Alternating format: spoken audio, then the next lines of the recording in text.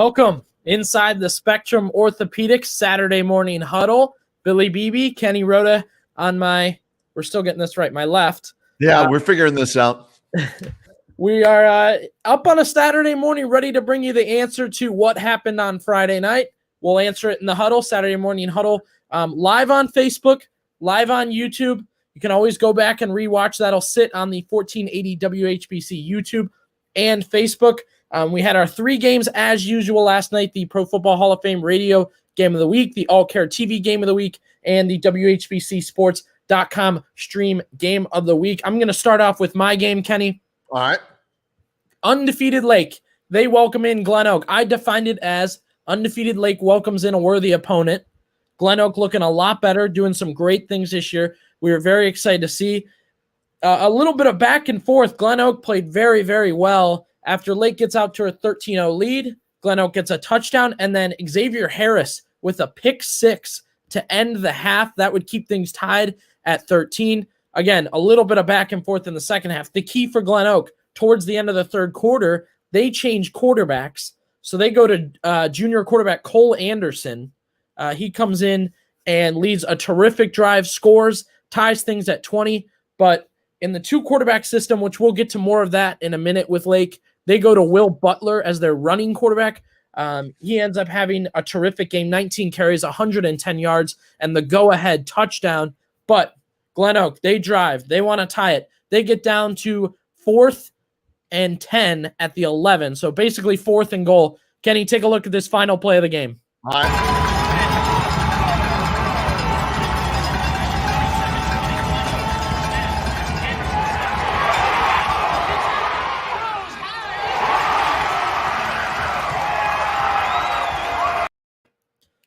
So you can hear Pretty my nice play.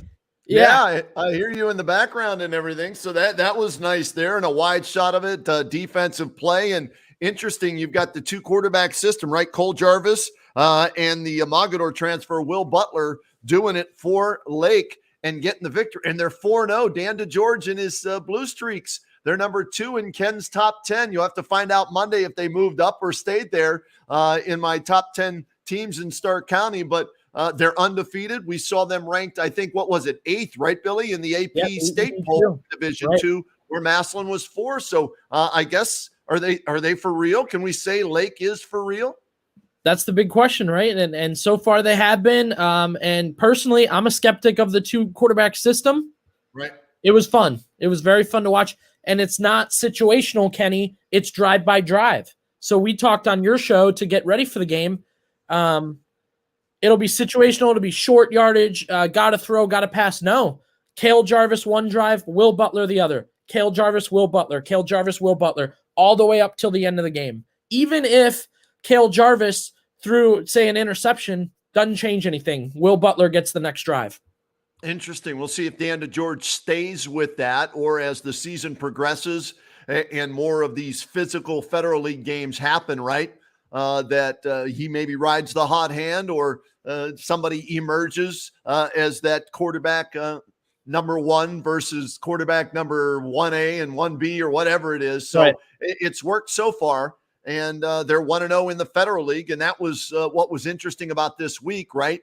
Week 4, a lot of schools got into conference play or league play, and the Federal League was one of those conferences or leagues. I guess I always call them conferences, but it's the Federal League. So we'll go with the correct terminology there. And we had a great Federal League matchup last night, man. We knew it was going to be high scoring. Not quite as high scoring as when you did Green a couple of weeks ago against North Olmsted when they combined for 92 points. But we figured there'd be a lot of passing from Green. We got it. There'd be a lot of running from Jackson. We got it. That there'd be maybe 30 points each, on the board. Pretty close. Our final was 29-28 as Green knocks off Jackson for the first time ever, Billy. First time ever in Federal League play that they get a win over Jackson. Their last win, I think, let me look here. I was writing some of this stuff down. I think it was 2013 maybe, in a non-league game where Green beat Jackson, but they were 0-7, I think it was, in Federal League play. They get the thrilling 29-28 win, and they only led after scoring the 2-point conversion to go up 29-28, okay? They trailed the entire game. It's late in the game. They're down 28-21, and we're talking on the broadcast with Dan Belford and Denny Kincaid and Mark Miller. Hey, if they score, do they go for two? Well, the answer to that question is yes, and we have. Let's go with the touchdown that made it 28-27, Billy. Play that highlight for our viewers here on the Saturday Morning Huddle first, then we'll see the 2-point conversion. And this is the play right here where the quarterback for Green, Robbie Klockner, on a quarterback draw, takes it in for the touchdown, okay? They had thrown the ball 67 times to that point, right? So Jackson's thinking they're going to throw it a 68th time.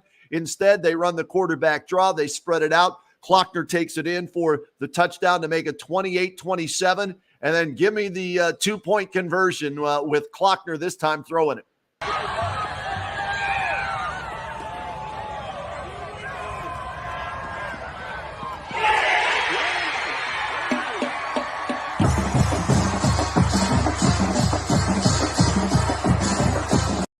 Yeah, they're pretty excited there at Green last night. And here's my energy drink that I'm drinking this morning. It's an orange energy drink. So they wear the orange and black there. So a little cheers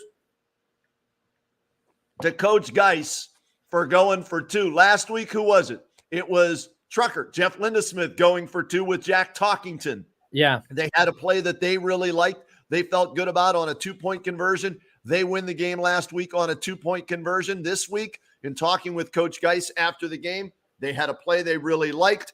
And you saw the receiver for Green, Baglia. What do you have? 277 yards in the game that you did, right? Well, last night, not as many yards as that, okay? All Baglia did last night, let me see here. I think I wrote it down somewhere here.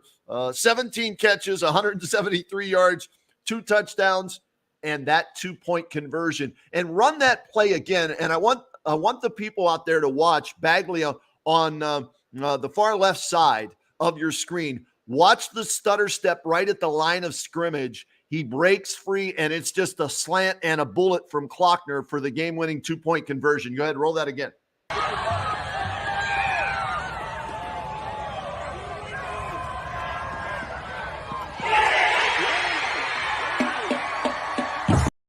Put his foot in the ground, stutter step, boom, the defensive back bit on it. They come with the slant inside, and what a great throw and a great victory for Green. And we're going to have Robbie Klockner, the quarterback from Green, on a little bit later. We'll see if his right shoulder is being iced this morning because he threw it 67 times yesterday. And also, we're going to have another one of their outstanding receivers, Jarrett Taylor, joining us later in the show. So 2 great games in the Federal League last night to kick off Federal League action. Coming down to the wire basically there, and we're going to run through all the scores of the Federal League games, the Pac-7 games, the non-conference games. Let me run down our guest list today. How about this? Anytime now, keeping our fingers crossed, we're supposed to hear from the head coach from Perry. They got a big win over McKinley last night in Fed play. Zach Slate's scheduled to join us coming up here very shortly. Carson Colucci, the Flock from Fairless, the Falcons. They go undefeated to 4-0 with a win last night. Their quarterback, Carson Colucci, going to join us. As we mentioned, Robbie Klockner, Jared Taylor from Green, Dr. A.J. Seth from Spectrum Orthopedics. We're going to talk to him about preventative injuries for football players and how you can prevent maybe some injuries and stay healthy the entire season. Brian Gamble, the head coach at Sandy Valley, is going to join us today. And Jack Talkington had another big game for Central Catholic, the outstanding quarterback and linebacker. He's going to join us a little bit later on in the show as well. So we've got a lot of things happening here today on the Saturday Morning Huddle, and we hope that all of our guests are able to get through with us, and we try and bring you as many coaches, players as possible on the Saturday Morning Huddle, Billy. No doubt. We've already gone through some stats, some games we've done. If you check the bottom ticker here, folks, we'll have all the scores from last night, which I know we'll get into. We're hoping to get Coach Slate's on here in a second, but I know we'll have a little bit of film breakdown when we get our players on today, Kenny, so that's always fun. I got to ask you, last week, or maybe the week before, I was telling you did you get that same feeling I had where you like the Green defense, you think they're solid, but at the same time, they're giving up points? Did you know what I mean by that after that game? Yes and no, if that answers your question. At times, they made some plays, right? They created a turnover late in the game. They held Jackson from kicking and extending the lead field goal by forcing them into a 4th and long instead of a 4th and short where they might have kicked the field goal. So they did make some plays. And in talking, here's where I feel better about it, okay? In talking with Coach Geis during the Kenny and JT show, Monday through Friday, 3 to 7, by the way, on WHBC, selfless plug. And talking with Coach Geis, he told me, he says, look, we got five sophomores that start on defense for us. 5. So they're going to take their lumps at times. And the more games we play, the better they're going to get. And that's, I think, the case we're seeing with them getting better maybe each week defensively. So I kind of see, where you were there with that. But you know what? We'll see if they can get better. But if they can score like that, hey, they'll be able to play with anybody, right? And you got to think, 2-point conversion time or say go-ahead touchdown time, anywhere but the goal line, Kenny. You talked about it. That stutter step, you need help. You need an extra corner over there. You can't have a one-on-one. Really, you got Baglia, Taylor, and Martin. That's trouble. Green is going to be – I think they're going to really push to win this Federal League. They've got the offense to do it. And like you said, if they get that 1 or 2 plays – they can definitely make sure they can lean on their defense a little bit at the end of games to get at least 1 stop, 1 turnover. Absolutely. All right, let's get to our first guest. Coach Slate's probably got stuck in film study this morning, and we'll talk about Perry's win over McKinley a little bit later on. But how about my number 1 team in Ken's top 10 in Stark County? They're off to a 4-0 start, and they had a thriller last night. And, boy, what a game in Pac-7 play. Fairless 31, Northwest 28, and let's bring in their outstanding quarterback, Carson Colucci, here and welcome him to the Saturday Morning Huddle. Carson, good morning. Thanks for joining us. How are you on this Saturday morning? Oh, I'm good. Thanks for having me. Yeah, I bet you're good, man. After last night's game, right? A big win over Northwest, a thrilling win, 31-28. Let's start with the 4-0 start, Carson, because I think a lot of us, and we love Coach Sarbaugh and the job that he's doing there, right, with the Falcons. And you guys had your best year last year, right? 9 wins. You win your first league title since 1979. So, but you came up short in the playoffs, right? So a lot of us were wondering, well, can they follow that up this season, right? Can they do it again? And here you are off to a 4-0 start, answering maybe some of the critics that, yes, we can. What's been the key to this 4-0 start for you guys? I think the key is just we have so many playmakers. Like, obviously, everybody hears about Luke Yoder and Brady Palmieri. Those guys are amazing athletes and everything. But, sometimes, like, the things people don't see, like Gavin Conley, he makes plays. Our O-line, they're blocking so good right now. We can run the ball. We've had more rushing yards and passing yards most weeks. And Peter Kelly and Anthony Steller, they're both running the ball really hard. And our defense has given up, 13 points going to give up 28 against a good Northwest team. But I think just everybody coming together, and we just love playing together. We all grew up together, and it's just great going out there with my friends and playing football. Carson, I want to get into the game last night. Obviously, a close one, tight-knit game. We're going to have the play up here on the screen if you take a look here. Walk me through what happens on this touchdown. So this is a goal line, I believe. This is to tie the game at 28. So talk me through not only this drive, but this play right here.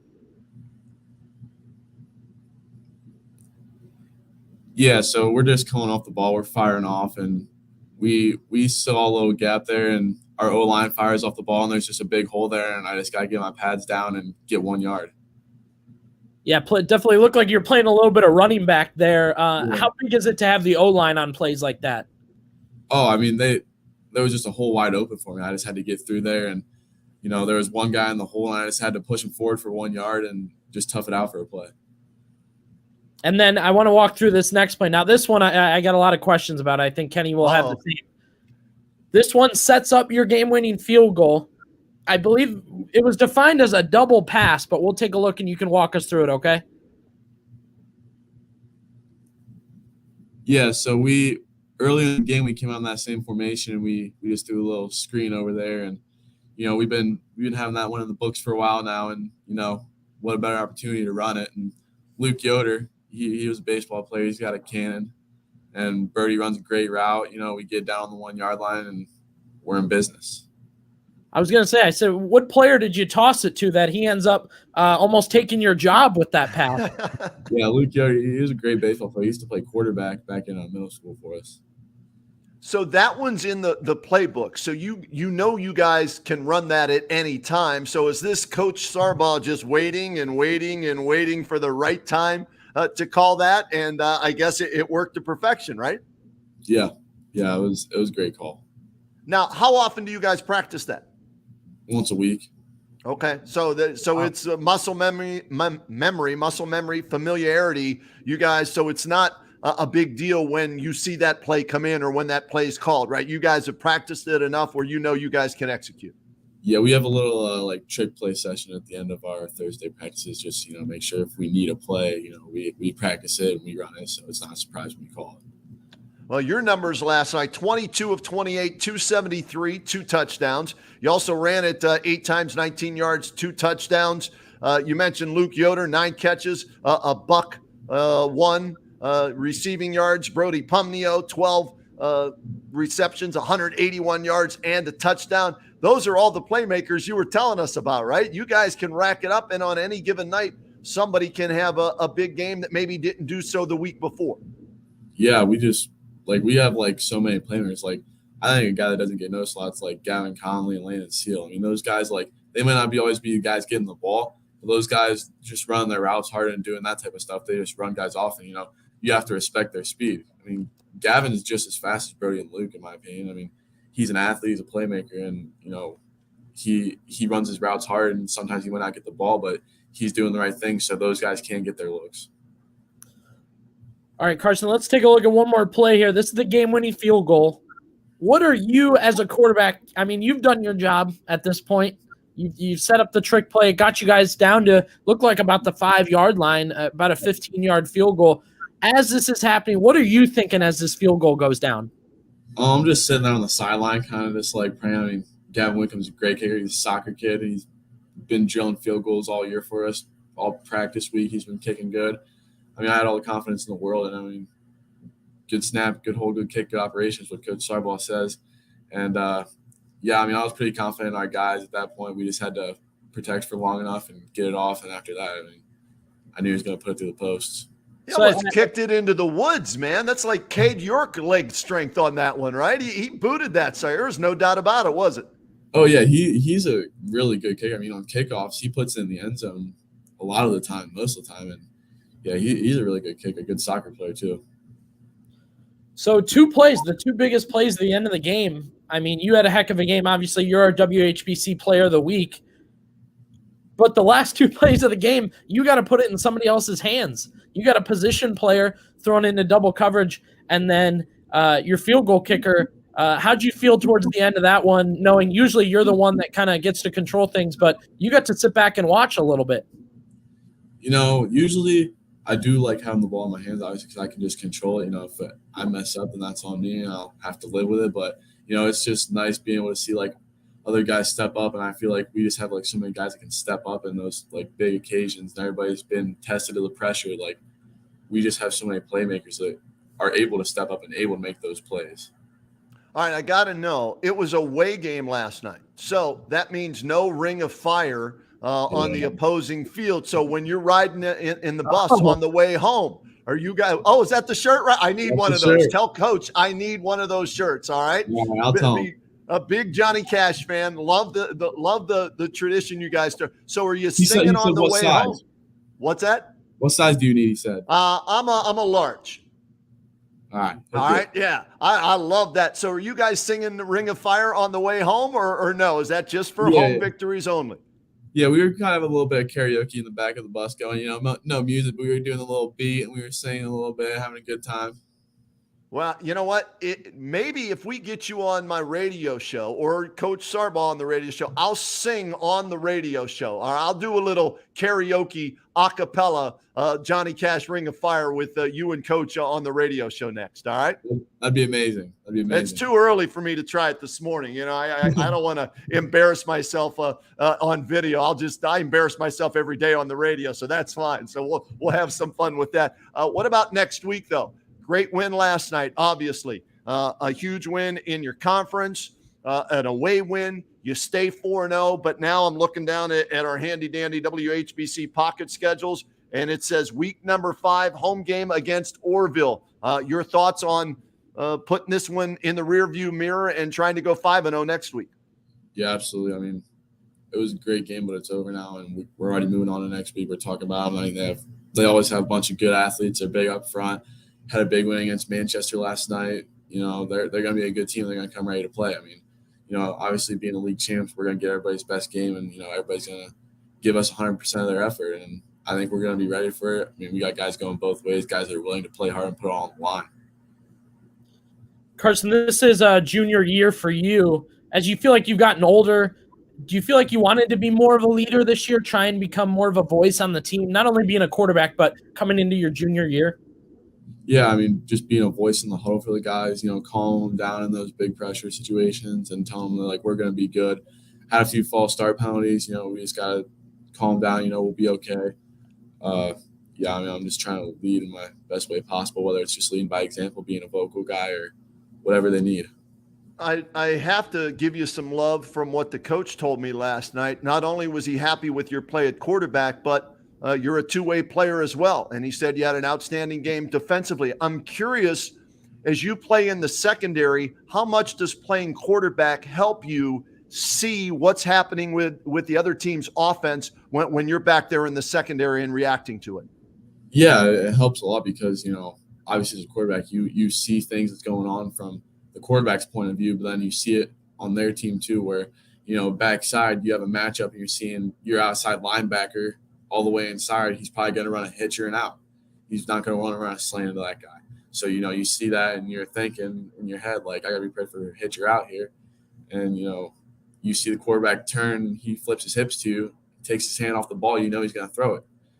If he keeps two hands on the ball, he's pump faking, you're getting a double move again, something like that. It's just the little things that you see that, you know, relate to both sides of the ball. How do you stay physically ready to go both ways? That means you're probably playing, what, 70, 80 plays a game, depending on how many times you have it on offense and if you're playing a team that likes to possess the ball. How do you stay in shape and ready to go both ways?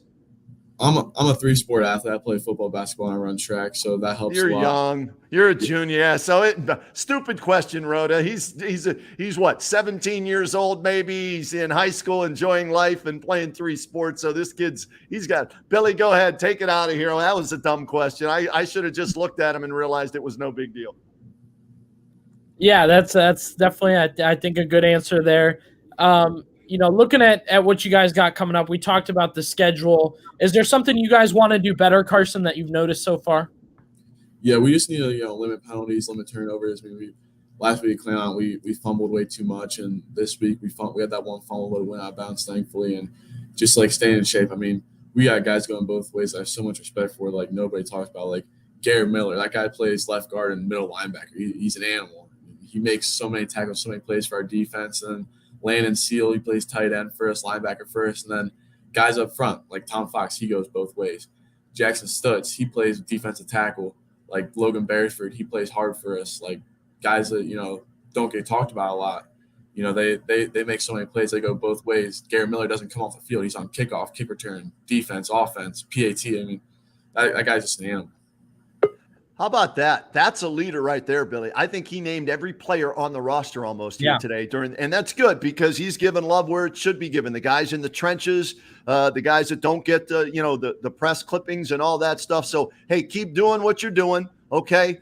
Continued success. You're our WHBC Player of the Week for your effort last night in that big win over Northwest. Best of luck the rest of the season, and we look forward to singing with Coach Sarbaugh on the radio sometime soon, that Johnny Cash Ring of Fire, all right? Yep, thank you guys for having me. All right, there he is, Carson Colucci. How about that?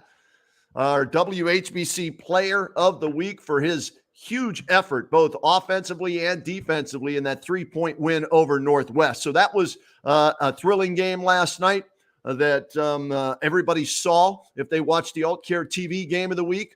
Our Pro Football Hall of Fame radio game of the week was a thrilling game last night as well. I was walking the sidelines. I was out of breath. My arm hurt watching Robbie Klockner throw the ball 67 times. I had to ice my left shoulder that had surgery a couple of weeks ago and my right shoulder this morning. So let's go right now and bring in our next guests on the Saturday Morning Huddle. Robbie Klockner, Jared Taylor from the victorious Green Bulldogs from last night. There they are. Good morning, gentlemen. Congratulations on the win last night. How are we both feeling this morning? Good morning. Feeling good. Feeling great. All right. I don't see ice on your shoulder, Robbie. Did you already ice it this morning, man? 67 throws, and that doesn't count the game-winning 2-point conversion, which means 68 throws. You already iced that down already? Yeah, I'm taking care of it. Yeah. And what about you, Jarrett? When you go in, you guys are going to throw the football. So if you're a wide receiver on this team, you got to be loving life knowing, hey, I'm going to get mine eventually, whether it's this game, next game, whatever it is, right? Because they double somebody, Baglia, that leaves me open, right? Robbie's going to throw it 67 times. How much fun is it playing wide receiver, Jared, in this offense? I mean, I love it just because I know we're just going to keep throwing the ball no matter how the game's going. So there's always that chance that I'm going to get the ball. Yeah. Billy, go ahead. Yeah, Jared, talking about yourself getting open, making plays, how much does it help to have the other two receivers that you guys have? Because I did your game a couple weeks ago, and Zach Baglia couldn't not catch touchdowns. It's all he did all night, along with the Antonio Martin and yourself. How is it having those two guys with you in the receiving group? It's awesome because those kids are such good receivers, so it's always someone that's going to have to help on them, so that leaves one of us open every play. I'm going to hold up my sheet here, all right? We do prep work for this, right? This is your guys up here in the orange. I ran out of room, right, of writing stuff down. I changed how many pass attempts you had last night, Robbie, 4 different times because we lost track. I called coach and texted him, how many times did you throw the ball? He said, embarrassing 67. I said, just win, baby. Doesn't matter how many times you throw it. So how do you prepare, Robbie, knowing that you're going to throw the ball anywhere from, I guess a slow night would be 35 passes to 67 passes like last night? I mean, really, I watch a lot of film. I know what I'm doing before I go into the game. I know I have a pretty good idea of what's going to be open. Just one thing Coach Stout always says, one thing Coach Geis always says is just take what they give you. So I'm not trying to force the ball down the field. Take the short stuff when it's there. Take the easy stuff. Just make the reads, and that's kind of how our offense operates. 29-28. Jackson gets the win real quick here, Billy. And guys, I don't know if you realize this. That's the only time you led last night. You trailed or were tied the entire game until that 2-point conversion. And Billy, can we pull that up? The 2-point conversion. And Robbie, I want you to take me through this because in talking with Coach Geis after the game, he told me there was no doubt. He had a gut feeling if we score a touchdown down here, and we'll get to that later, we're going for 2. So take me through this 2-point conversion play. You'll see it on your screen here, and tell me what the call is here and why you guys felt so confident in running this play.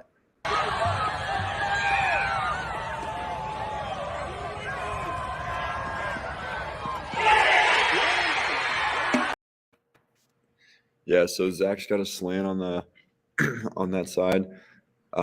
Jarrett backside, he's got a dig, so I'm coming back to him. If Zach's not there, so I'm looking at Zach. I saw he ran a fantastic route. I saw the defender flip his hips, and I knew we won the game right then. Just put the ball right in his chest, and that was that. Yeah, and Jarrett, as a receiver, in watching you guys, route running is so important when you throw it as many times as you do because they know you're going to throw it. So they're trying to put pressure on Robbie, right? So you guys have to be precise. And as Robbie said on that route by Baglia, you talk about selling it and then putting his foot in the ground and cutting it inside, right, for the slant to get open. Talk about your ability, Baglia's ability, Martin's ability, you guys and route running, how important that is in this offense? It's so important because if we're running like uncrisp routes, then we're not going to get open nearly as much, which isn't giving Robbie like any targets. So that's why we work on it every day in practice, perfecting our cuts, making sure we know what to do every play. So, guys, maybe this is a secret. Maybe you don't know. I'm interested. Who's your running back?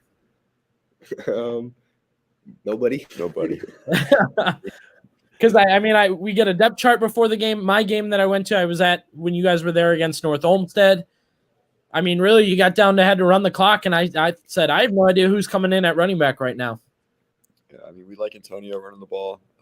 I usually get a lot of carries, but the throwing team. Yeah, and it's fun to watch. We love doing games like that. Let's see here. The 2-point conversion we showed you, okay? Let's go with the touchdown that sets up the 2-point conversion. And, Robbie, I want you to watch this again because I'm in the end zone filming this, right?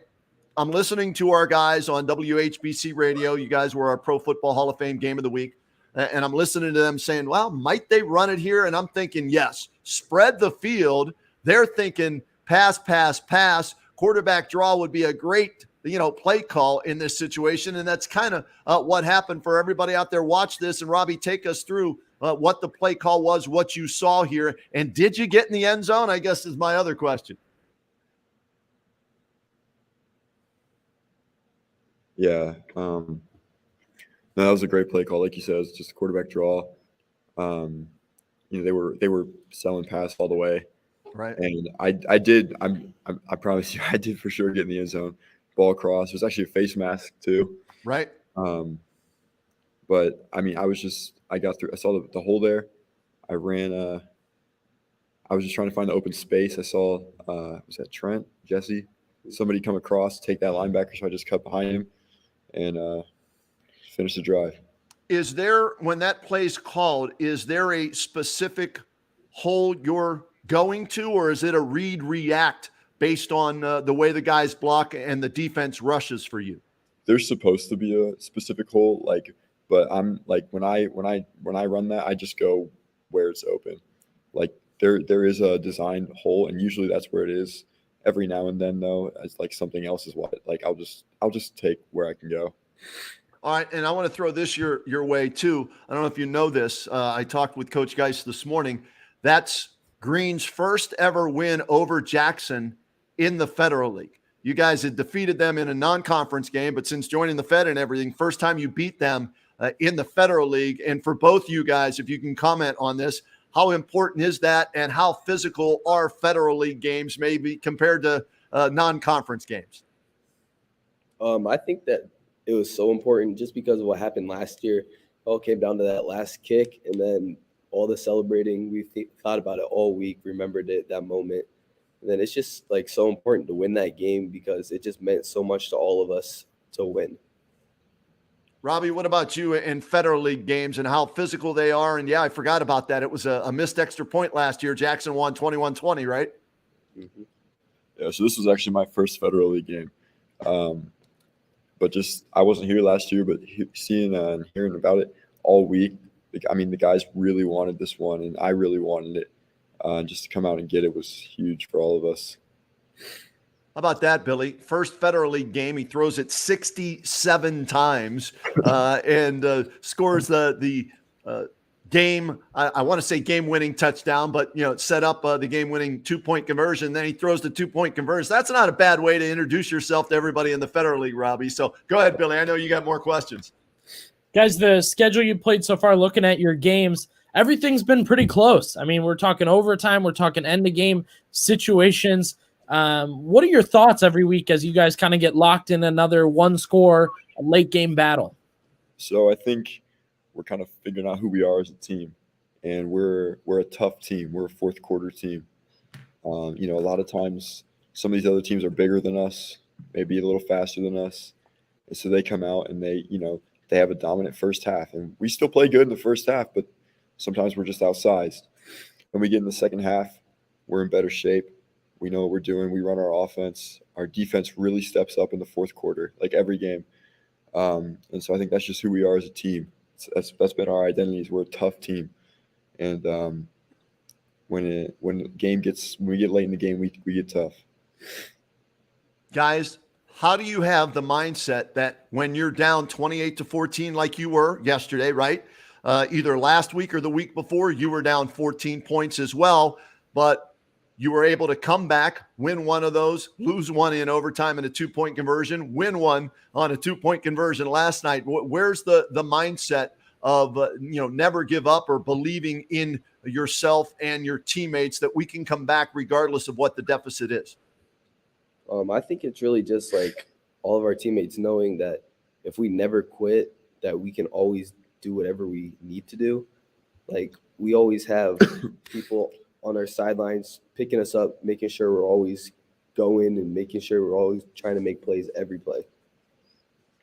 Yeah, and like we said, we're a tough team, and we know that with our offense, all it takes is one stop, and we can march the ball down the field. So we know what we can do. We know our potential, and so we're always in the game. Going forward, guys, in practice, as you guys go throughout the week, is there talk about what you want to do as far as who gets involved when and some ideas of in your next game you want to make sure you do this or that? What are you guys looking to improve on? I mean, there's always things to improve on. I think a lot of it, some stuff in the passing game, just I don't know. We had a pretty decent night, I thought, but there's definitely some things to fix. Some routes, we're looking at some of my timings on a couple of the comeback throws. So there's always stuff, but there's going to be that stuff every game. Little things here and there, just reads, whether it's reads or routes or sometimes blocking and just little things here and there. All right, let me ask this question. I almost forgot because so much happened last night in those last few minutes. You throw what looks to be a game-ending interception in the end zone, right, Robbie? But the laundry comes out, yellow, roughing the passer penalty. So take me, what were the emotions that you felt there? You're walking up, you get the snap, you throw the ball, it's picked, they're celebrating, but wait a second, you may get a second chance if the penalty goes in your favor. Take me through that whole thing, and then obviously you got that second chance and benefited from it. Yeah, no, I mean, I knew it was going to be a penalty. Like when I threw it, the guy hit me in the face mask, hit me in the head, which is all roughing the passer every time. And I personally think I would have gotten the ball farther into the corner of the end zone. Right. Without that, so I mean, I knew we were getting that ball back, and we were going to go score. Jarrett, listen to him, man. He's like, yeah, I knew it. We're going to get the ball back. We're going to score. What's it like having somebody that has that type of confidence throwing the ball 67 times as the leader of your offense? It's awesome because he's always ready. So when he has that much confidence and knows what our team is capable of, it just helps us so much because he's always leading us, making sure we know that we can always come get it back, especially when we're on offense. All right, guys. Exciting win last night. You beat Jackson first time in Federal League play, but oh wait, you got McKinley next week, right? Yeah. So it doesn't get any easier. Another Federal League matchup. They're 0-4, so they're out for blood because they're looking for their first win of the entire season. I'll start with you, Robbie, and then Jared, you can comment on that. Your thoughts on facing McKinley next week? Yeah, I mean, obviously we know what they are physically. Big team, athletic team. And they're hungry for a win. So I think we're going to have to play some good football next week like we're capable of. I think that McKinley's just they're always good. I don't think I remember them ever having a bad year. They're always so tough. But at the end of the day, we're tough too, and we can go out and compete with anybody we're on the field with. Well, Division II state semifinals last year, off to a 3-1 start, 1-0 in the Federal League. Robbie's got 8,000 yards passing already, and you and the receiving corps have caught 100 balls each already. Continued success to both of you guys, your team. We appreciate you spending time with us here on the Saturday morning huddle, and we look forward to seeing you again down the road. All right, guys? Thank you. Thank you for having us. Hey, thanks for getting up with us on the Saturday morning huddle. How about that? Robbie Klockner, unbelievable numbers to start the season. He had 1,028 going into yesterday's game. He's got over 1,300 now, 18 touchdowns throwing and 3 rushing touchdowns. And, Jarrett Taylor had 4 TDs going into yesterday's game because, he didn't catch a touchdown pass yesterday, but because he had 4 previously, right, Billy? Everybody's got to pay attention to him. That'll open it up for, let's see how many receivers they have listed here. Baglia, Manson, Mandrine, Martin. Everybody gets their share eventually in that offense. And you did one of their games. Now I have as well. They're a fun team to watch. Yeah, it's a Big 12 offense. Those guys have Big 12 written all over them. A lot of fun to watch.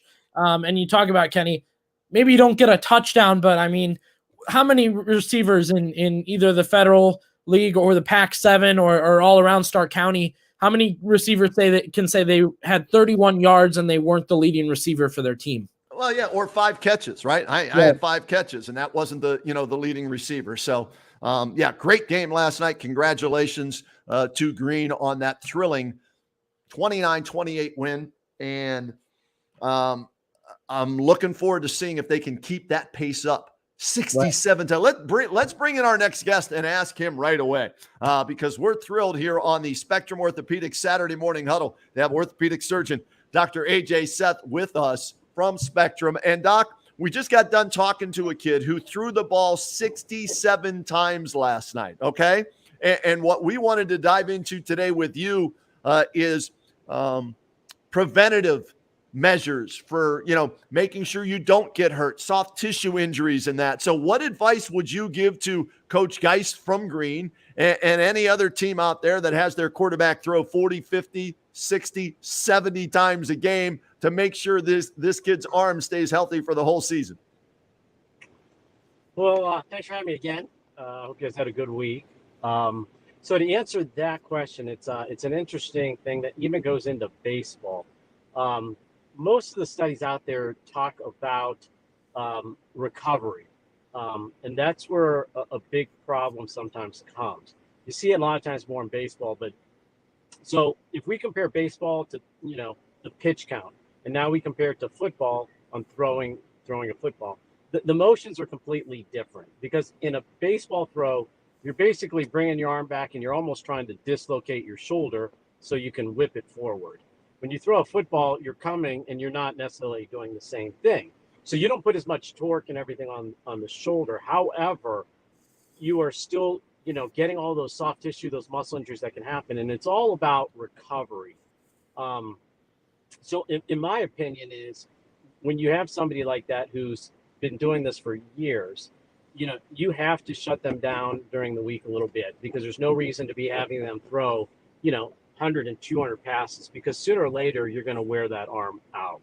And it's actually interesting.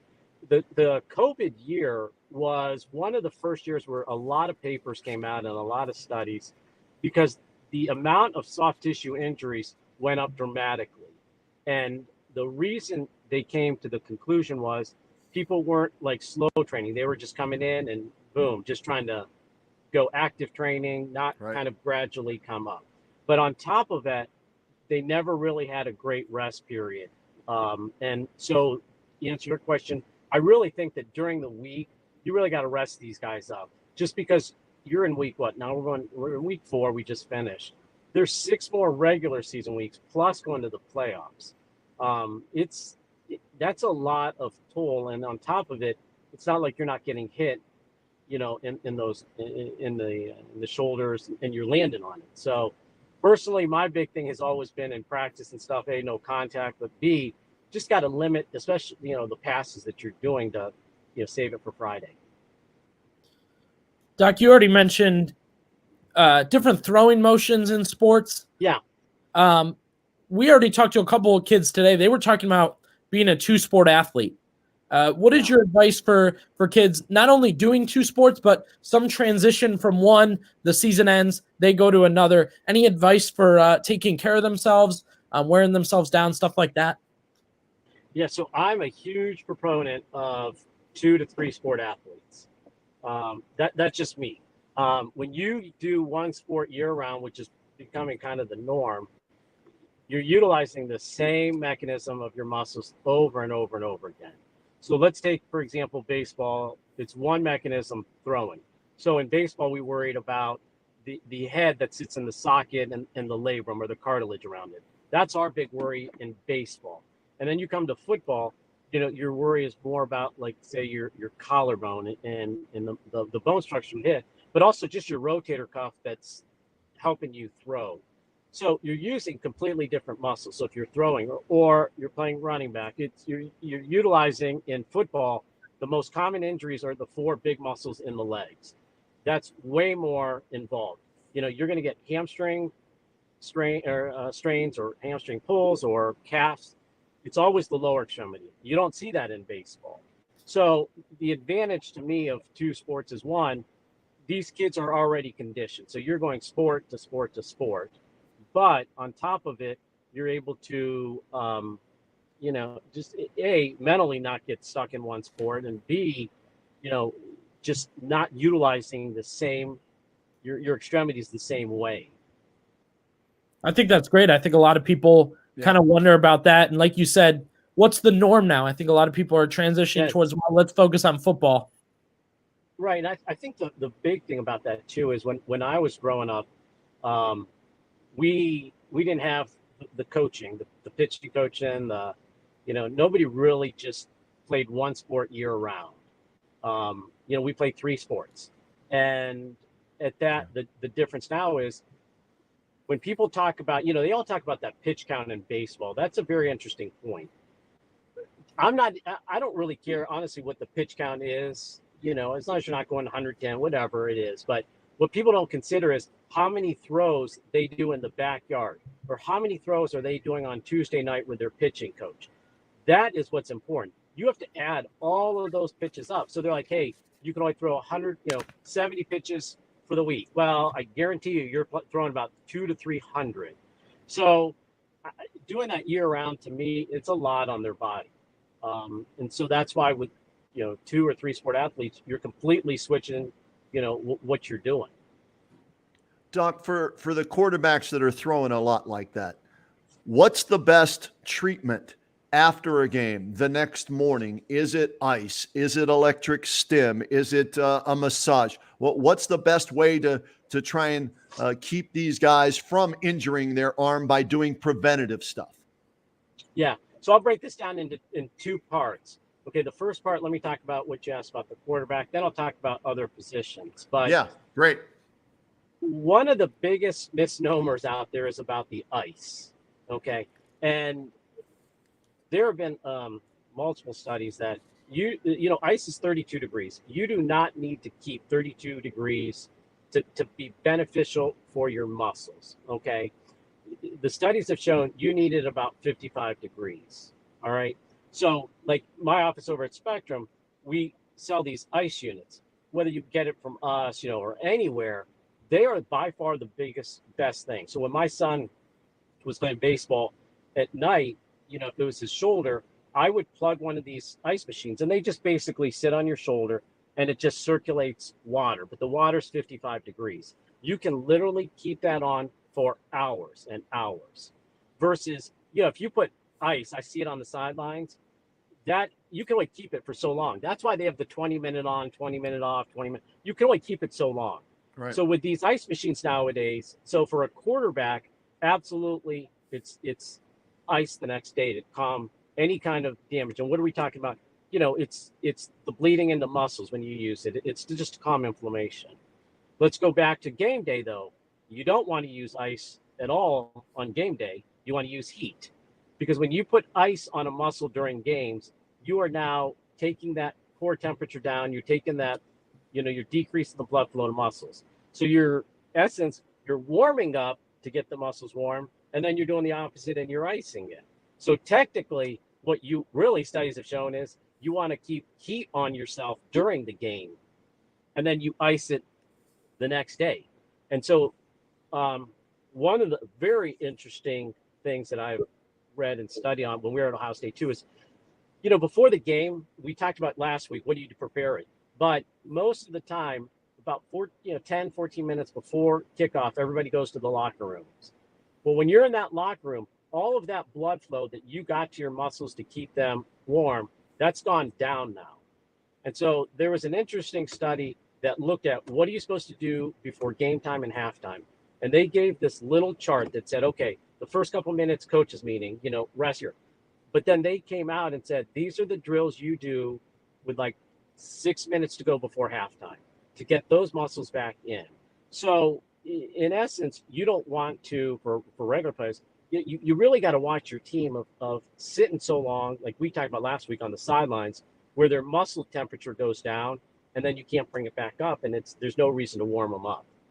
And Billy, real quick, I'm going to interject because Doc operated on my shoulder and I'm doing physical therapy still. And what they do with me, physical therapy, when we start, they put a heat pack on me to loosen it up. And then she starts yanking on my shoulder and everything like this, to try and get the cartilage loose and everything like that. And then when I'm done with my physical therapy, I get electric stim and ice at the same time. So that's the process. So if it's game day, you want to loosen things up with heat. After the game, you want to take care of things either with an ice pack for a short period of time or that ice machine that you talked about, Doc, at 55 degrees, right? Right. And, I've even told parents a lot of times when their kids are driving home from a baseball tournament away, it's the easiest way nowadays. You plug that ice unit in your car somewhere and, or it's battery powered and you just put it on for an hour, 2 hours. There's a big difference on rehabilitation. And that's where I'll give you an example. When there was that whole steroid controversy of Barry Bonds and Mark McGwire and everything. So everybody talks about steroids in those players and what it did. You still have to be able to hit a baseball. I don't care what it is. It's still that, whole contact. It does give you some more strength, but the reason is they work is because it gives you that recovery much quicker. Okay. So McGwire, Sosa, they're bodybuilding. They're tearing their muscles. But if you look at it, you have to give it a couple days to recover. What the steroids did was it lets you recover quicker, gets you bigger, stronger. And so that is a prime example of what recovery can do. And if you ask those people, McGwire and them, it was all about recovery, how quick they recovered. If they did steroids, not saying they did steroids. Allegedly. Yeah, we'll throw that allegedly in there, I right? apologize. If there was a guy named Mark McGwire, we'll just say Mike McGwire.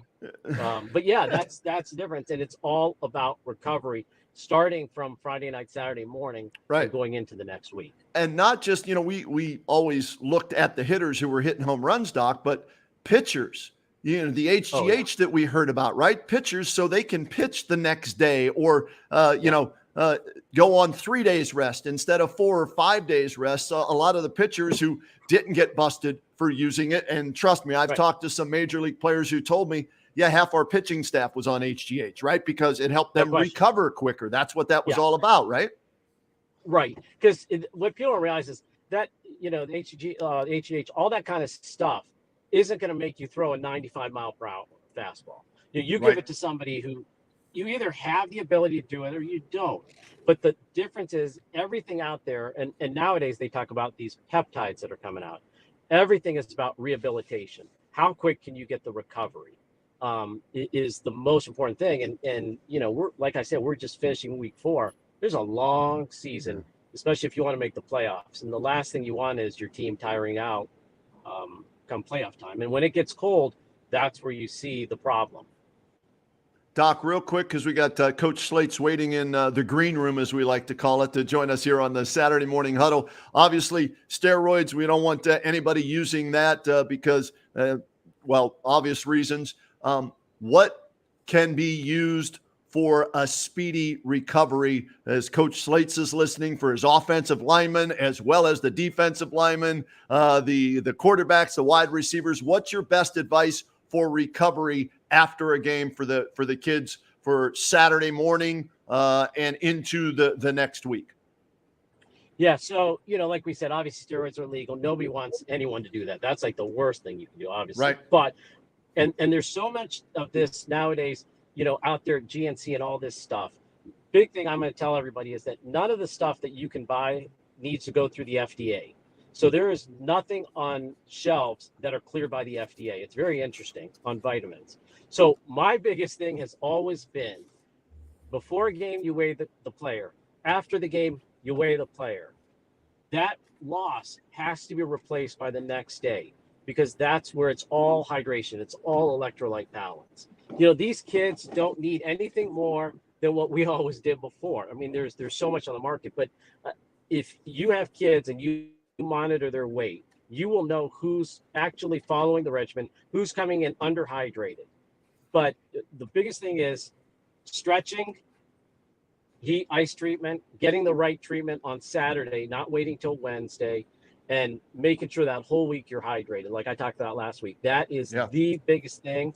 And like we said last week, everybody just looks at football's aspect of physical, and they all neglect the cognitive, or the mental cognitive aspect. Okay. If you're not mentally clear because you're exhausted, that is a big toll, because you're not running the routes you should. You're not covering the holes. That's the biggest problem. So you get that hydration going, and weighing them in. That's the only way, because you have no clue who's hydrated unless you check their weight all week. So I'm not a big proponent of any of the vitamins or any of that stuff out there, just me, because I never know, who's making them, where they're coming from. I'm just simple, carb loading, like we talked about last week, hydration, protein during the week to help recovery. Doc, great stuff. We always appreciate the time. We'll tackle some more topics with you next week here on the Saturday Morning Huddle. Thanks so much for joining us, and enjoy the Buckeyes 88-0 win over Arkansas State today. All right. You say that, and then all of a sudden, you know what's going to happen. It's going to be that second half. I'm telling you what. We'll see. So, all right. Hey, you Thanks, guys Doc. take care. Have a great week. All right. Appreciate that. There he is, Dr. A.J. Seth from Spectrum Orthopedics. Let's do this. This will be a first, Billy. Let's bring in both of our guests that are in the green room, and we'll talk to them both about their games last night. We've got Zach Slates, the head coach there at Perry High School, a big win over McKinley last night, and Brian Gamble, the head coach at Sandy Valley. They get a win over Minerva. Can you bring him in as well, Billy, or do we have to go back and forth with the guys? I'm not sure we have Brian yet. All right, we'll wait on Brian as you get that squared away. And while you're waiting to get him in, let me go to Coach Slates real quick. Coach, congratulations on a huge Federal League win last night over McKinley in a game that you trailed at one point 14-0, and you come all the way back and get a 38-28 win. How was your team able to stay mentally focused, not get down on themselves, and come back on the road and get such a huge win? Yeah, I mean, our kids have been buying into what we're selling, and just the team aspect and doing it for your brothers and doing all that stuff. And they did. They fought through it. And especially with giving up those special team scores, it can kill you. And our kids just stayed the course, and we did what we do. And we ran the ball, and we just plugged away at it and chipped away at it, and we completed some balls. Our core quarterback did a good job completing some balls, and just kept chipping away. Billy, I don't know if you saw the Air Slates era has begun there at Perry as his quarterback. I'll look here. Let's see. Maddox threw the ball 8 times yesterday. Coach, 8 times. Almost the double digits. I was going to say, when are we going to get the double digits, Coach? That's when we'll officially get the T-shirts printed up, Air Slates at Perry High School. When's it going to get the double digits? I don't know. Hopefully never, because that means it's not going good. Yeah, Coach, I had to share with you. I saw on Twitter this morning, I think it was up towards men or maybe close. I don't know which school it was, but the student section had a big flag that says America loves the wing tee. And the first thing I thought of was of course, Perry. But talk to me real quick, Coach. You go on the road for that one. How was the atmosphere? Can you kind of tell with your guys that maybe they're a little more nervous for the road, or is that something you get them ready for? No, we try to apply design pressure on the kids throughout the course of the week, and I'm yelling and screaming at them throughout the week, and that's by design, to apply pressure to them and to get them mentally ready for those situations, so it's a little bit easier for them once they get there. And yeah, I mean, playing at Fawcett, it's an awesome stadium, and we had a lot of fans there, a lot of good student section, and it was a good atmosphere for the kids. But yeah, and they feed off of that too. So it was a good experience for them. All right. I don't know if you know this, Coach, and we're going to bring Coach Gamble in from Sandy Valley, too, and get his thoughts on his win. But with you, Coach Slates, we deemed it the Opa Bowl yesterday because you and Antonio Hall, you love your Greek food, the Greek heritage and everything. So you are officially the winner of the Opa Bowl for 2022. How's that make you feel? That's good. That's awesome. That's a good one. That's another shirt we'll get you printed up. And you guys, I think really you should create a trophy. Maybe it's like a trophy of a giant gyro with tzatziki sauce on it, right? And then you two exchange it each year. Whoever wins, you get to keep the tzatziki trophy. What do you think? That sounds good. Let's bring in Coach Gamble. Coach, we talk about everything on the Saturday morning huddle here. Wins, losses, big plays, food. We mix it all up, and we're happy to have you on with us as well. A 43-13 winner over Minerva yesterday. We talked with Coach Slates about coming back for his win. What was the key to your big win and playing from in front and really sticking it to Minerva yesterday? Well, first off, I'm just trying to wrap my head around 8 times Perry putting the ball in the air. So that's impressive, Coach Slate. So congratulations, by the way. But for us, we wanted to start the game fast. I think our first couple of games to that point, we've blinked and we've been behind 7-0, 14-0, and had to scratch and claw our way back. So we wanted to start fast, and we were able to score on the first play on offense and just get things going. And special teams was a big night for us. We know against Canton South, the opening kickoff they took back. So that was a very big emphasis for us this week with special teams that we really hit on. And we had 2 punt returns by 2 different punt returners take it to score for us. And we did some big things on special teams we were happy about. And just overall, again, we have so many young guys we have, but just developing these guys, each and every time, it's a Jekyll and Hyde sometimes, but it's we're trying to get more of the good stuff out of it, and we're trying to maximize that at all times. Question for both coaches. I'll start with Coach Gamble here. Give us an inside look. Talk to us about your coaching staff. What are they doing during the week? What are they doing in game? I mean, I think a lot of people wonder. We see a lot of guys with polos, with rain jackets, with all the gear. What are they doing in game, leading up to the week? All that. You talk about like apparel? Yeah, no, I just mean like what's your offensive coordinator doing? But I know they're always swagged out. We, throughout the week, it's preparation. We kind of break it up into units. We have our position coaches. Just basically like almost every program, I believe. Our position coaches, break down, what they see. Our coordinators handle the overall, and we kind of meet as a staff after our film breakdown and preparation, and then we meet and see what we can do, what we need to work on throughout the week, and then what we need to attack, what we need to add, for our daily game plan. That's a basic Saturday, Sunday type thing.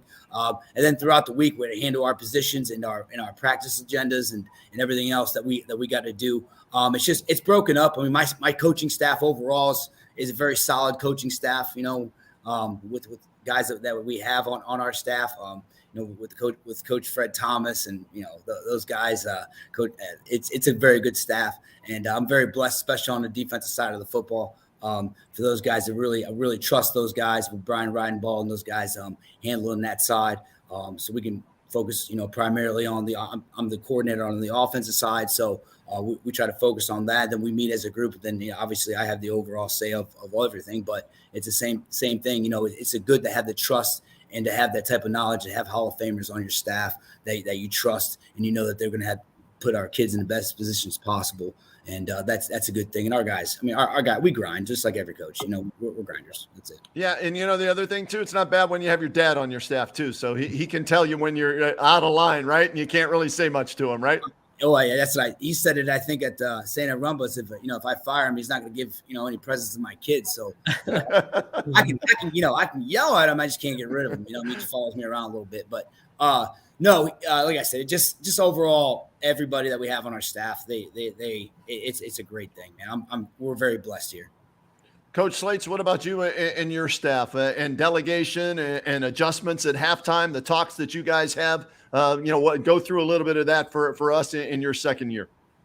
Yeah, I mean, we got a good staff, and we coach on both sides of the ball. So we have guys that, like I have my defensive coordinator and all that, but we all coach on both sides of the ball. So there's not just a guy coaching defense or a guy just coaching offense. Like, we coach on both sides throughout the week. And I mean, we have one of the most underrated positions is having a good scout team coach, because they're getting yelled at and getting guys lined up, and he depends on the kids to do what they're supposed to do, and there's a lot of yelling at them that goes on, but my guy takes it in stride and does a great job getting those guys prepared and getting them in the right spots, and he's an offensive line, defensive line coach, so he's over there just sweating up a storm, and but no, we got a good staff, and we've been together for quite a few years. We had one addition this year, but yeah, it's been great. I mean, Ethan Keg is our defensive coordinator, and Tim Wolf helps me out on both sides of the ball. He helps out on defense with cards and game planning, and then helps me out on Friday nights in the box with calls and where we should attack and things like that. But yeah, I got a really good staff. So, and there's not a whole lot of halftime adjustments with us. There's not a whole lot of changing what we're going to do. Only we're going to yell at the kids at halftime and get them to do it better. Yeah, you're not changing it. Just come on, God darn it. You know what we're going to run. We just got to block better. Coach Gamble, for you guys mix it up maybe a little more, although Coach Slates has thrown it 8 times now in a game already this season. So there's a little change happening there at Perry. But what about halftime adjustments? If you need any tips. If you need any tips, Gamble, just let me know. I'll teach you how to throw the ball a little bit. Yeah, man, I'm here. I'm just here to learn from you. I'm here to learn from you, Slates.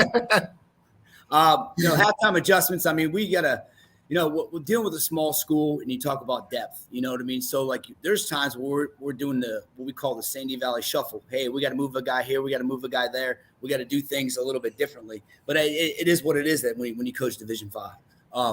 But there are definitely some adjustments to be made, adjustments to be had, and we go in with we know our time limit that we have, before the referee comes in, so we know we have to meet, do it fast. So our guys upstairs in the press box already have kind of a plan before they are walking down, and then we kind of go with it, and we kind of bounce ideas off of it. But yeah, we definitely sometimes the first half might not look like the second half, and but it is what it is. We got to constantly evolve, because we can't just kind of sit back and just do. We have to do more. I mean, just because of the size that we have and the depth that we have.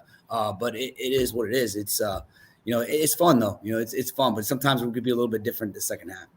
Hey, Zach, I'm curious. Do you have like that voice of Wakefield in your head at times? That, Zach, what are you doing there? You should run. I mean, do you hear? You do.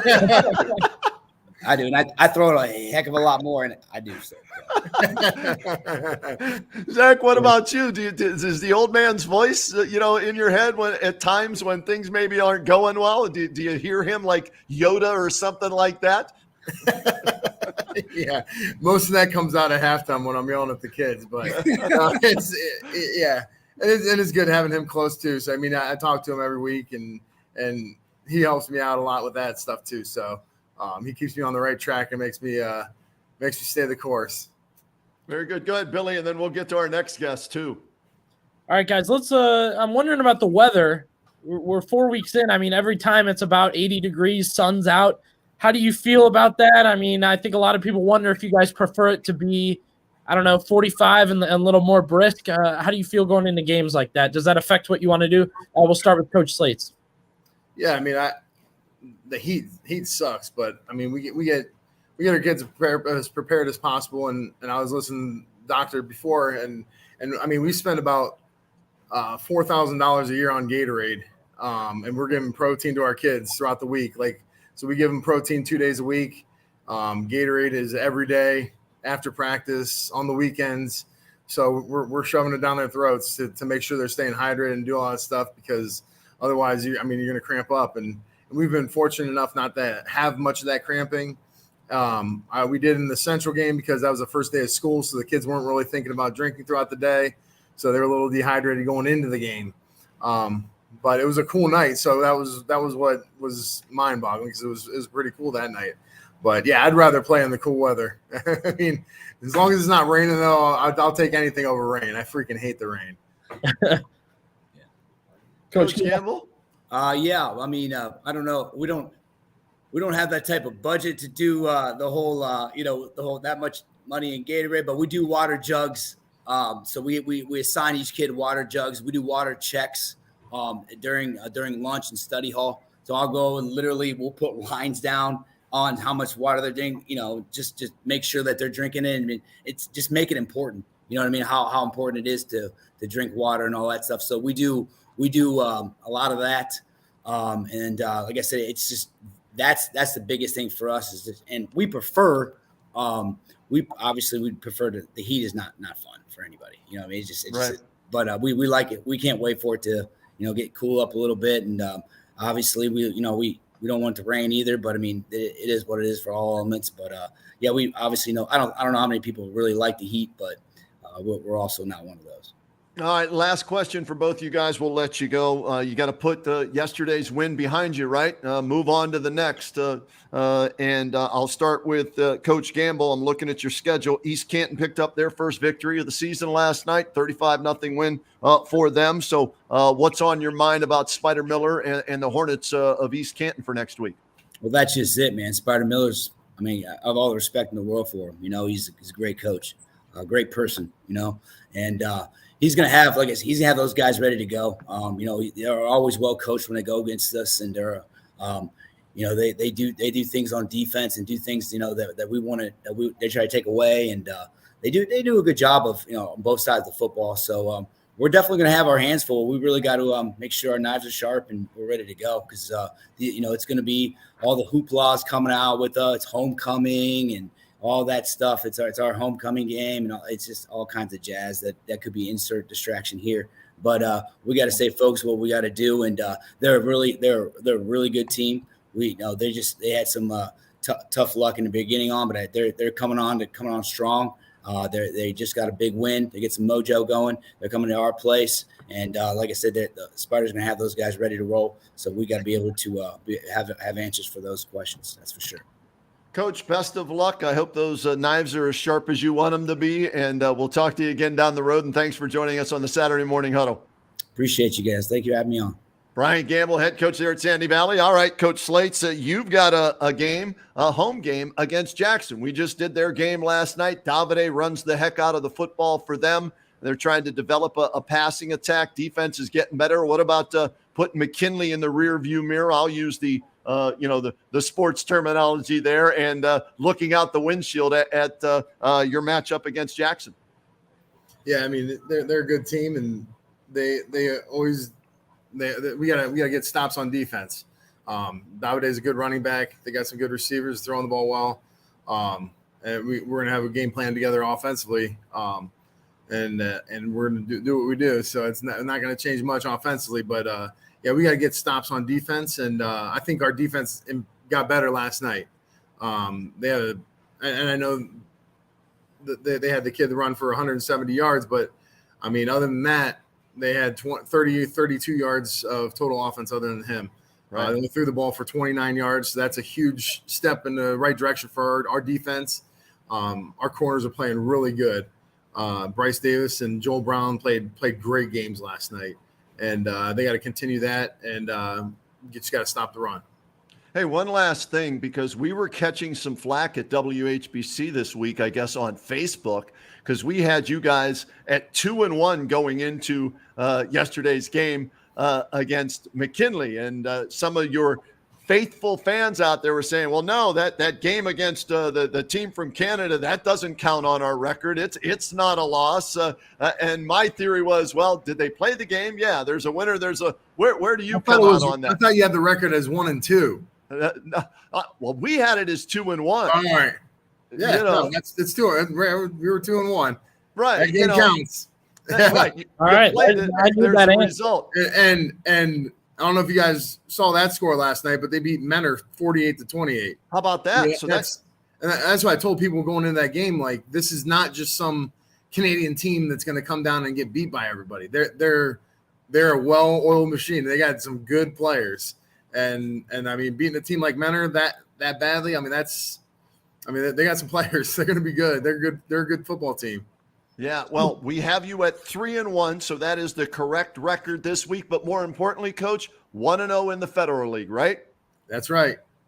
Hey, Yeah, good luck next week against Jackson, and I'll work on that tzatziki sauce and the Euro trophy for the Opa Bowl for next year. Okay. That's right. Sounds good.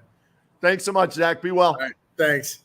Zach Slate's head coach at Perry joining us here on the Saturday Morning Huddle, and we go from a pair of coaches to, how's this, a pair of Jacks that were victorious last night. Well, actually, only one Jack joining us, but it was a pair of Jacks who helped Central get the win last night, as it was a touchdown pass from Jack Talkington to Jack Hopkins, the game winner with 5:14 left in the fourth quarter to lift Central over Salem 35-31. And Jack Talkington joins us right now on the Saturday Morning Huddle. Pair of Jacks, that's always a good hand to have, isn't it, Jack? Oh, it's amazing. When you have another receiver who's named right after you who can run and catch, it's perfect. Absolutely. Congratulations on the win. And boy, I'll tell you what, late game heroics for you guys. You come up with a couple of big wins, a 2-point conversion that you ran in for a win, a touchdown with 5 minutes to go last night for the win. What's been the key to your guys' ability to rally late and come up with victories? I think our biggest thing is Linda Smith. He always preaches the fourth quarter is always going to be our game. We got to take the fourth quarter and make it ours. And I think every kid believes in that, and they truly trust it. And every game we've won has been late, and everybody's rallied together. They put the ball down the field in the end zone, and I think that's the biggest key, this fourth quarter. Jack, do you guys call him Coach Trucker? Are you allowed to call him Coach Trucker? I don't know if we're allowed. I don't think so, but we also Coach Lindy, Coach Linda Smith. Yeah. Yeah, whatever at the moment feels right. We'll call him Trucker for you. That's what we call him on the Kenny and JT show on a regular basis. Yeah. But, Jack, for you, a lot on your shoulders, right? Offensively and defensively, linebacker and quarterback. How do you handle all the pressure that comes with being at a small school, the go-to guy that's playing both ways? You just got to take it slow. You got to take it slow. You got to take it all in. You got to know what's coming at you. You got to see what's happening. On offense, it's really slow for me because I've started quarterback for 3 years now, so that comes really well.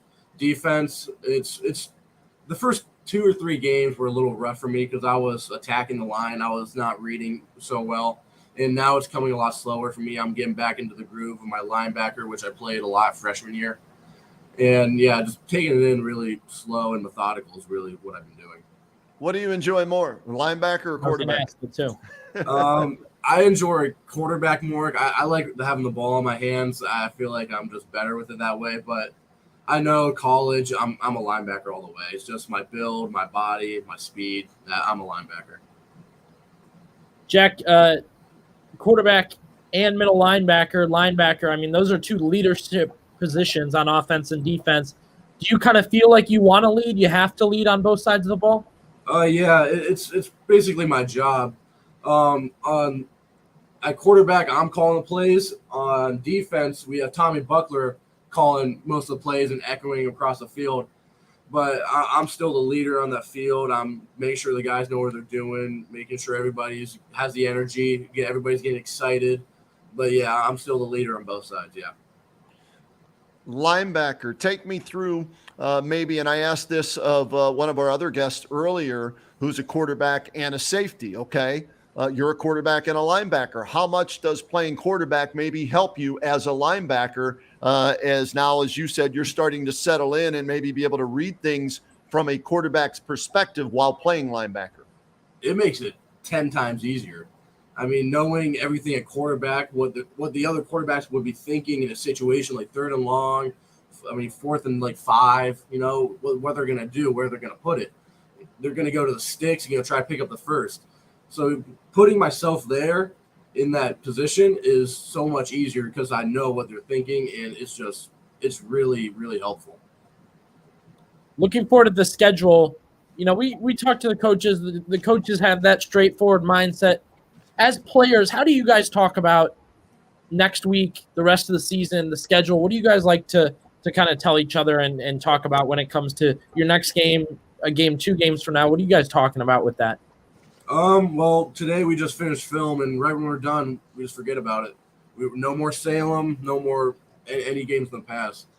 And every week's a really big challenge for us, knowing our schedule is really tough, and we just got to be prepared. We have 4 practices in the week, and they've got to be the best practices they can be out of all of them. Because with the schedule, like I said, it's really tough. We got to be perfect on everything. All right, so let's go to your next game. I'm looking at our handy-dandy WHBC pocket schedule here, right? It says next week, home game against Alliance. They're able to throw it and run it pretty well with a couple of kids there. So what's the challenge going to be facing that talented duo for Alliance? It's going to be a really tough game. I mean, when you got 2 kids like that, Caden Davis, who can run the ball really anywhere he wants. He's a really big kid. I've seen him run. We just watched a little bit of film on him. He's really talented, and he's going to be tough to stop. Then they got the quarterback, Zerber, I think that's his last name. Yep. He can throw the ball. He can run it too, and it's going to be really hard to stop. So those are 2 talented kids. That's going to be our biggest challenge to stop on this team. Good, Kenny. All right. As you get, I guess, I don't want to say criticism, but as you're critiqued, right, as you watch film in that, a lot of kids, in high school, thinking back to my high school days playing basketball, right, some kids don't take it that well, right? Their feelings are hurt and everything. Yeah. But in talking with you and hearing Coach talk about you, it doesn't seem like you're one that will easily have your feelings hurt, that you would prefer that to learn from your mistakes. Is that an accurate description of your mental approach? That is very accurate. My parents, whenever I was a kid, they criticized me so much. I'm so used to it. And any coach like Linda Smith, even Creamer in basketball, I mean, they're yelling at me so much. It's I'm like, okay. I take out the yelling, but I just take in what's really being said. Not how it's said, it's what's being said, right? Right, exactly. Yeah, I feel like that's what kids don't get these days. They just get yelled at, they get their feelings down, they get their feelings hurt, and you just can't have that. Everybody's got to be mentally tough. They got to know that they're not yelling at you. They're trying to get you to do what's right. And here's what I would tell kids, about this. If a coach isn't yelling at you or he's not talking to you, then he doesn't think much of you. That's when you should be worried and upset. Right. I've heard that so many times. It's the best thing in the world when they're yelling at you and telling you what to do. It's the worst when they're just talking to you and telling you what to do. I mean, when they're yelling, they're really pushing you. When they're talking to you, they're starting to fall away from you because you're not retaining it. You're not getting it. Billy, anything else? I want to give some love to some of the other kids, but go ahead with another question. Well, I want to know, is Trucker the loudest coach you have? Yeah, he's one of them. It's Trucker, Coach B, and Coach Grisey. Yeah, those are the 3 loudest. Yeah, you'll hear them anywhere. I still hear Coach Grisey and Coach Bo in the press box. That's great. Let's give some love to some of the other guys. Last night we mentioned Jack Hopkins, 5 catches, 53 yards, the game-winning touchdown pass with 5:14 left. And Alex Anderson with 2 rushing touchdowns and 65 yards rushing as well. So you're getting some help there on the offense, and I'm sure you're happy with that, and you'd like to see the wealth spread even more, right, moving forward? Yeah, I love seeing those guys succeed. I mean, junior year and sophomore year, I always run the ball a lot, but having Alex Anderson, Jack Hopkins, Dan Boron even running the Jets and the XTs and everything, sharing the ball around, it takes a lot off of me, and it feels great. And I know they love it. They just don't like getting banged up and everything like that, but it's part of the game. All right, real quick, give some love to your offensive line too. Like in the pros, the quarterbacks buy them Rolexes. Well, you're in high school, so you can't do that. So here's a chance to give some love to the guys up front by naming them. Yeah. Our left tackle, Jonathan Stangl, he's a big kid. I mean, I'm talking maybe 6'6", 6'7". Ooh. I'd say 280, 290. Well, he's a big kid. And you'll see him in film just peppering kids, driving them back. Our left guard, it varies. It's either Tommy Buckler he's a really talented kid. He's really good on defense, and when he pulls and gets up through, he's really quick and he just sticks on kids. And Michael Earbar, he'll come in for Tommy Buckler because Tommy plays both ways, so we'll give him a little bit of breather. Michael does a really nice job. He's really physical and intense. Our center, Christian, he's really well. He was sick this week. He missed Monday, Tuesday, and Wednesday and not Thursday. And him coming into the game and just gutting it out, with the sickness and everything, it was really good for him. I'm really proud that he did that. Our right guard, Bobby, he got sick yesterday, the game day. I saw him walk in, and he just looked really pale. He was coughing. He had sinuses. Right. Watching him play, it was his best game, I think, last night. He did really well. Nice flu game. Yeah. Our right tackle, TJ, he's really, I'd say he's the leader of the line. He's one of our captains. He's really well. He knows what he's doing. He's well coached. He's really physical. He's fast. He's really strong, too. I think from a sophomore to junior year, he put on maybe 40 pounds or 50 pounds. Yeah, he put on a lot of weight, and it was good weight. And he's really physical. Yeah, he's good. I like him. There you go. You got to take care of the guys up front because they take care of you on game night. So, Jack, congratulations on the big win last night, 2-2 with a big game against Alliance this week. Good luck in that game. Good luck the rest of the season. Look forward to talking to you and Trucker throughout the rest of the year, all right? Thank you. Sounds good. There he is, Jack Talkington. How about that performance last night? 27 carries, 207 yards, and a touchdown. Rushing, 13 of 19, $117 in the air, and the game-winning touchdown pass with 5:14 left. And the previous week, the game-winning two-point conversion run for Trucker Lindesmith and Central Catholic, now 2-2, and they play one of the toughest schedules along with Massillon and a couple of other schools in Stark County in the entire state. Well, we got to shout out, I think, two things after we've done the show here, Kenny. First off, two-way players. We talked to a couple of them. Again, in my game, Will Butler was tremendous, Carson Colucci, and then Jack Talkington. And I think the big point we can take from today's show, we have an official signed-off signature on doing multiple sports. Now, the first one, of course, from Dr. AJ Seth. He liked it. He thought, you get different muscles working, you get a full body kind of strength building by doing those kind of things. But Coach Sarbaugh, he's got a baseball player throwing his go-ahead pass down the field, and then he's got a soccer player kicking his game-winning field goal. I don't know if he's just hanging out at every game trying to recruit everyone, but is doing just fine. Yeah, no doubt about that. So multiple sports means good things because you learn how to compete, you learn how to win, you learn how to train, and you can help your teams out. Let's give some love to some of the other players around the area from last night because we had a lot of guests today. So, in these final few minutes we have on the show, you see next week's games that we have for you on WHBC radio, TV, and the stream on the bottom of the screen. And we'll run through all the games in week 5 for teams next week in Stark County. But I want to give in a losing effort. How about this?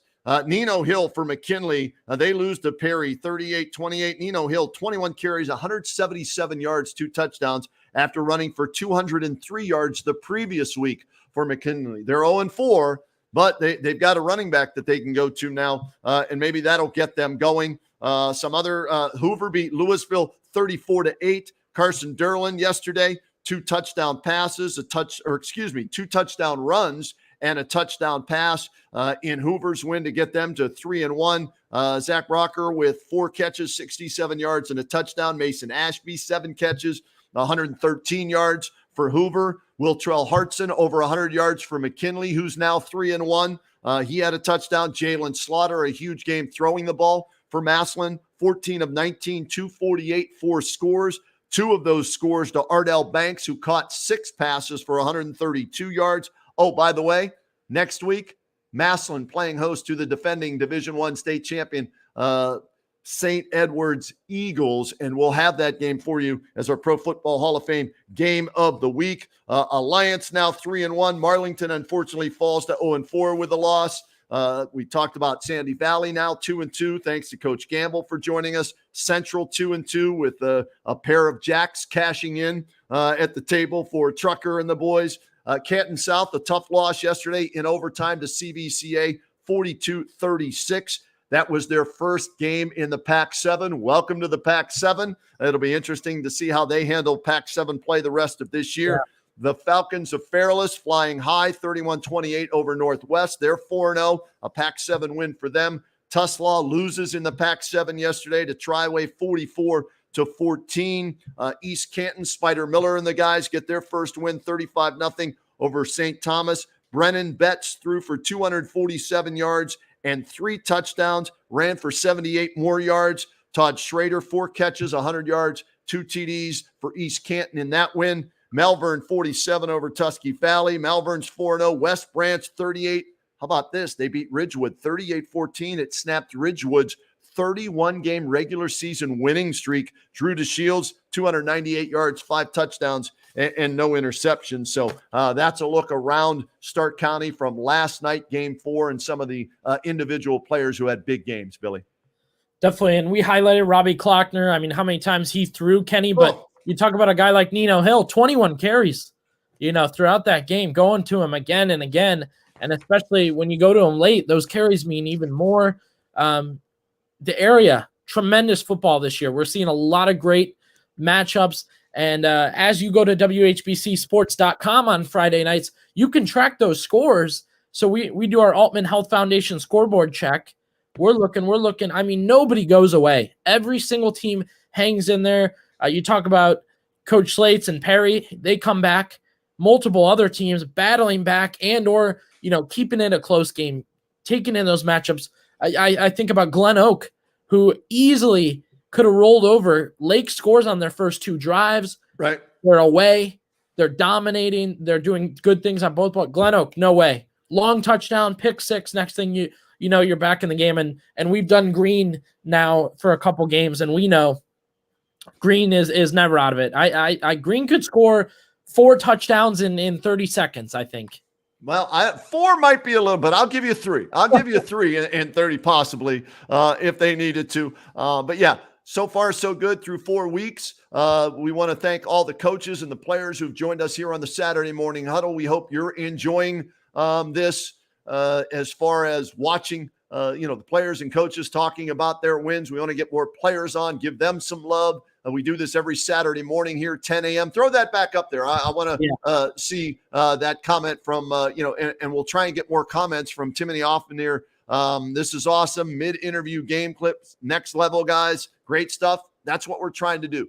Trying to provide you something that you're not going to get anywhere else, because high school football is our passion at WHBC, and the Saturday Morning Huddle is an extension of Friday night and what we love to do here. Thanks to Dr. A.J. Seth from Spectrum Orthopedics. They're our title sponsor, getting great insight from a doctor, an orthopedic surgeon like that on a weekly basis to help the coaches and the players out each and every week is great stuff. The highlights from all of our games, and we hope to bring you more of those. But also, make sure you check out our WHBC Instagram page, our WHBC Twitter account, our WHBC YouTube channel, our WHBC Facebook page, because we're going to throw videos and still shots. I'm going to do a photo dump from, my game from last night up on our Facebook page later today to give you still shots of what was a beautiful night for high school football and a great game between Green and Jackson. And then we look ahead to next week's games. And a shout out to our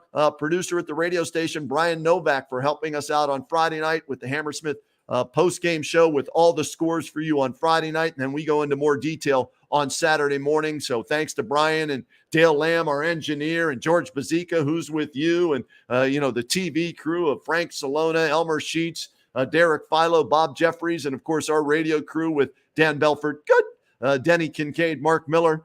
We try and bring you as much as we can through all our different avenues, as I like to say, radio, TV, streaming, and here on Saturday mornings. Definitely. It's a team effort here at WHBC, but we definitely appreciate coaches. We know they're busy on these Saturday mornings. So when they can fit in the 10, the 15 minutes to sit in with us, Coach Gamble, Coach Slates, they adapted today. They got up there together. I thought that was fun to have them. And then, of course, the people listening, the people watching. Here's what I really want to do next week, Kenny, and we'll push again when we go live Saturday. All right. Just like this comment here, you can comment. We'll pop it up and we'll give that question, if appropriate, of course, but we'll give that question to we could have given it to Coach Slates. Coach Right. Gabe, we can give it to Jack Talkington. We can give it to, you can ask Kenny a question, ask myself a question. Next week, we'll make a push for that. We'd really like to get our listeners involved. And, who's your team? What questions do you have? Do you see your team's coaches coming on, your team's players coming on? And again, keep updated with our social medias. But another week of football, and we appreciate Spectrum Orthopedics for both being the name on here and getting us Dr. Seth.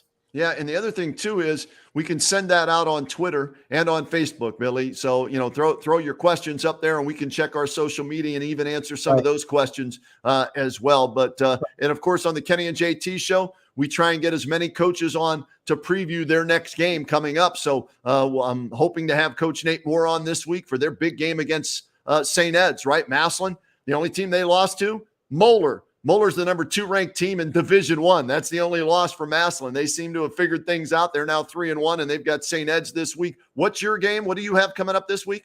Jackson at Perry. Wow. I'm hoping I get fed like you did.